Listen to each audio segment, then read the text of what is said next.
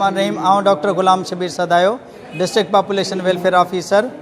अॼु असां world population day आबादी जो आलमी ॾींहुं मल्हाए रहिया आहियूं। उन जो मक़सदु इहो आहे त अवाम में जागृता पैदा थिए, नंढे ख़ानदान जो शऊर पैदा थिए, उन खां अलावा पंहिंजे ख़ानदान जे लाइ ख़ुशियूं पैदा करण जे लाइ, छाकाणि त वधंदड़ आबादी या हिकिड़ी औरत जॾहिं ज़्यादा ॿार ॼणे थी त उन जा नेगेटिव असरात थियनि था पिया।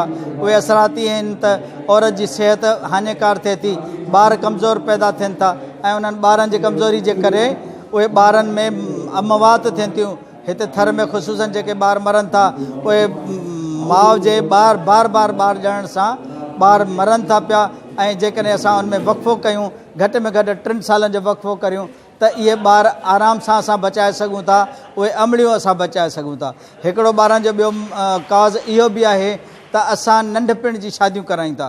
छोकिरियूं असांजियूं अञा बालिग़ी नथियूं थियनि त अॻु में असां शादी कराए छॾियूं था पिया, जंहिंजे करे उहा औरत अञा अंदरूनी तरह सां जिस्मानी तरह सां सिहतमंद नथी थिए त असां अॻु में ॿार उन ते विझी छॾियूं था। उन सां बि उन औरत जे मरण जा बि ख़दशात थियनि था पिया। उहो ॿार घणे भाङे उनखे थींदो न, जे थींदो त उहो ॿारु एबॉर्शन थी वेंदो या कमज़ोर पैदा थींदो या महीननि खां अॻु में पैदा थींदो। हर सूरत में उहो ॿारु हानिकार आहे। ऐं पाकिस्तान में हींअर कानून बि ठही चुको आहे त 18 सालनि खां अॻु में जेकॾहिं को शादी थींदी त उन्हनि ज़ाल मुड़ुसनि खे उनजे पेरेंट्स खे सज़ा मिलंदी ऐं उहे जेल बि वञी सघनि था।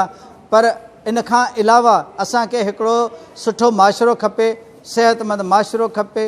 असांखे पाकिस्तान खपे, असांजो पाकिस्तान तरक़ी याफ़्ता थियणु खपे। उहो तॾहिं थींदो जॾहिं असां पंहिंजे आबादी ते कंट्रोल कंदासीं।